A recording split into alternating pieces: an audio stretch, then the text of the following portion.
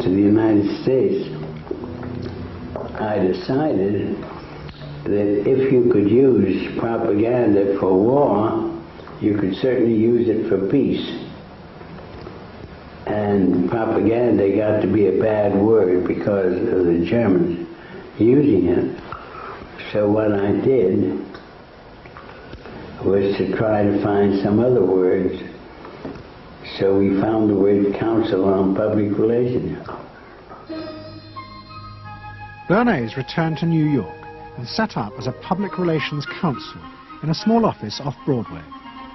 It was the first time the term had ever been used.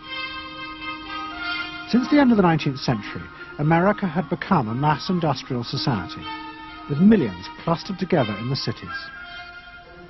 Bernays was determined to find a way to manage and alter the way these new crowds thought and felt. To do this, he turned to the writings of his uncle Sigmund. While in Paris, Bernays had sent his uncle a gift of some Havana cigars. In return, Freud had sent him a copy of his general introduction to psychoanalysis. Bernays read it, and the picture of hidden irrational forces inside human beings fascinated him. He wondered whether he might make money by manipulating the unconscious. What Eddie got from Freud was indeed this idea that there is a lot more going on in human decision-making, not only among individuals, but even more importantly among groups, than this idea that information drives behavior. And so Eddie began to formulate this idea that you had to look at things that would play to people's irrational emotions. And you see, that moved Eddie immediately into a different category from other people in his field and most government officials and managers of the day who thought if you just hit people with all this factual information, they would look at that and say, oh, of course. And Eddie knew that was not the way the world worked. Bernays set out to experiment with the minds of the popular classes. His most dramatic experiment was to persuade women to smoke. At that time, there was a taboo against women smoking, and one of his early clients, George Hill, the president of the American Tobacco Corporation, asked Bernays to find a way of breaking it. He said, we're losing half of our market because men have invoked a taboo against women smoking in public. Can you do anything about that? I said, let me think about it. And then I said, have I your permission to see a psychoanalyst to find out what cigarettes mean to women? He said, what'll it cost? So I called up Dr. Brill, A.A. Brill, who was a leading psychoanalyst in New York at that time. How come you didn't call your uncle? Why didn't you call your uncle? Because he was in Vienna. A.A. Brill was one of the first psychoanalysts in America. And for a large fee, he told Bernays that cigarettes were a symbol of the penis and of male sexual power.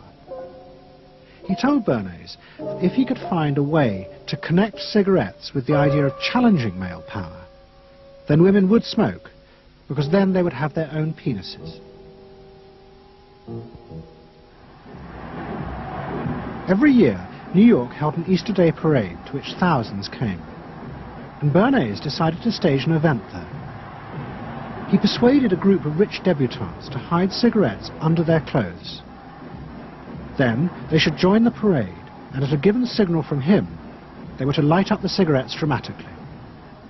Bernays then informed the press that he had heard that a group of suffragettes were preparing to protest by lighting up what they called torches of freedom. He knew this would be an outcry, and he knew that all of the photographers would be there to capture this moment. And so he was ready with a phrase which was torches of freedom. And so here you have a symbol, women, young women, debutantes, smoking a cigarette in public with a phrase that means anybody who believes in this kind of equality pretty much has to support them in the ensuing debate about this, because torches of freedom. I mean, what's on all American coins? It's liberty. She's holding up the torch. You see? And so all of this is there together. There's emotion, there's memory, there's a rational phrase, Even though it's using a lot of emotional elements, it's a phrase that works in a rational sense. All of this is together. And so the next day, this was not just in all of the New York papers, it was across the United States and around the world. And from that point forward, the sale of cigarettes to women began to rise. He had made them socially acceptable with a single symbolic act. What Bernays had created was the idea that if a woman smoked, it made her more powerful and independent, an idea that still persists today. Embrace me, my sweet embrace. It made him realize that it was possible to persuade people to behave irrationally if you link products to their emotional desires and feelings. The idea that smoking actually made women freer was completely irrational, but it made them feel more independent.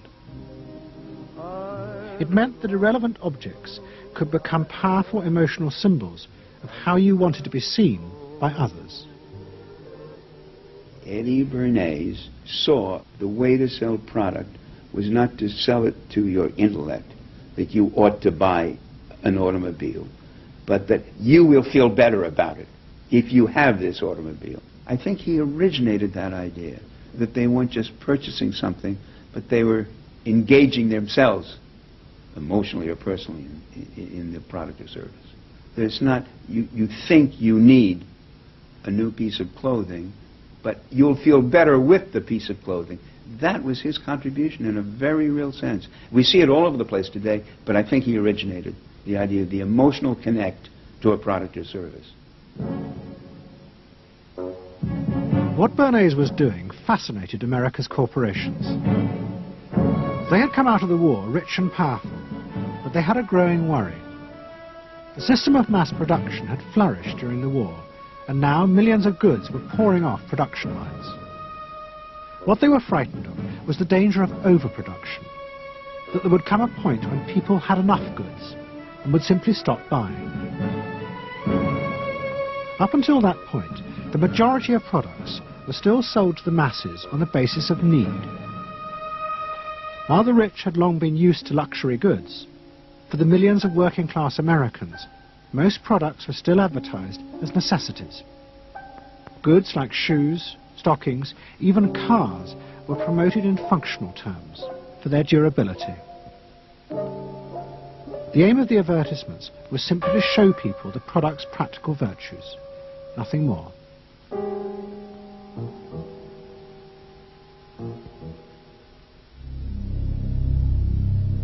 What the corporations realized they had to do was transform the way the majority of Americans thought about products. One leading Wall Street banker, Paul Mazur of Lehman Brothers, was clear about what was necessary. We must shift America, he wrote, from a needs to a desires culture. People must be trained to desire, to want new things even before the old have been entirely consumed. We must shape a new mentality in America. Man's desires must overshadow his needs. Prior to that time, there was no American consumer. There was the American worker, and there was the American owner, and they manufactured and they saved and they ate what they had to, and the people shopped for what they needed. And while the very rich may have bought things they didn't need, most people did not. And Mazur envisioned a break with that, where you would have things that you didn't actually need, but you wanted, as opposed to needed. And the man who would be at the center of changing that mentality for the corporations was Edward Bernays.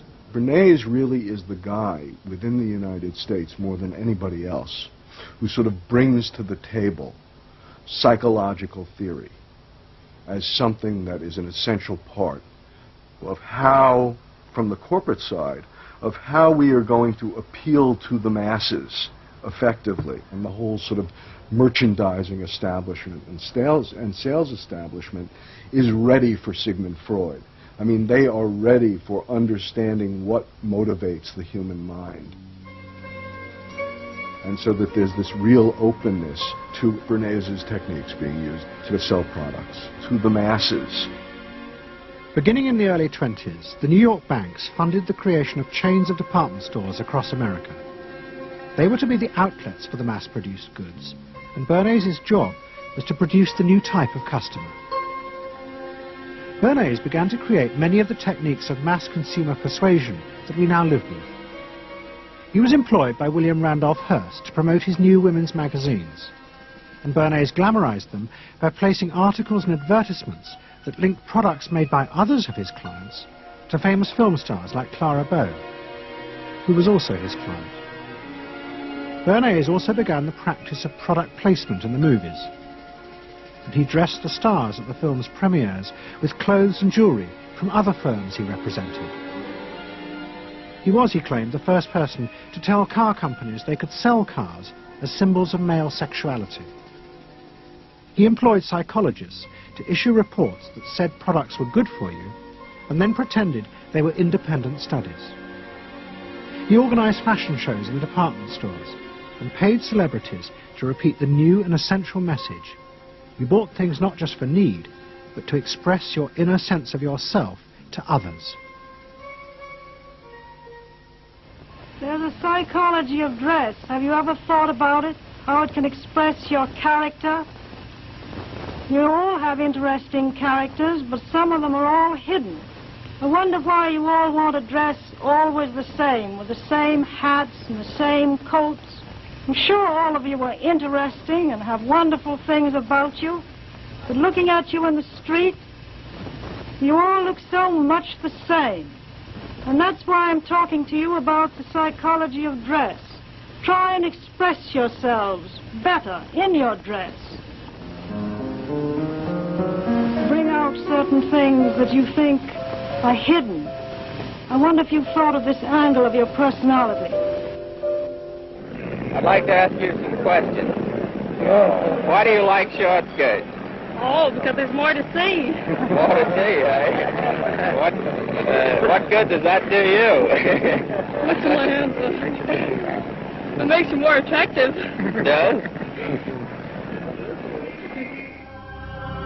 In 1927, an American journalist wrote, "A change has come over our democracy. It is called consumptionism. The American citizen's first importance to his country is now no longer that of citizen, but that of consumer." The growing wave of consumerism helped in turn to create a stock market boom. And yet again, Edward Bernays became involved, promoting the novel idea that ordinary people should buy shares, borrowing money from banks he also represented. And yet again, millions followed his advice. He was uniquely knowledgeable about how people in large numbers are going to react to products and ideas and so on. But in political terms, if he were to go out, so I can't imagine that he could get 3 people to stand and listen. Wasn't particularly articulate, was a kind of funny looking, and didn't have any sense of reaching out for people one-on-one. None at all. He didn't think about people in groups of one, thought about people in groups of thousands. Bernays soon became famous as the man who understood the mind of the crowd. And in 1924, the president contacted him. President Coolidge was a quiet, taciturn man and had become a national joke. The press portrayed him as a dull, humorless figure. Bernays' solution was to do exactly the same as he had done with products. He persuaded 34 famous film stars to visit the White House. And for the first time, politics became involved with public relations. And I lined up these 34 people, and I'd say, "What's your name?" He'd say, "Al Jolson." I'd say, "Mr. President, Al Jolson." Next day, every newspaper in the United States had a front page story: President Coolidge entertains actors at White House. And the Times had a headline which said, "President nearly laughed."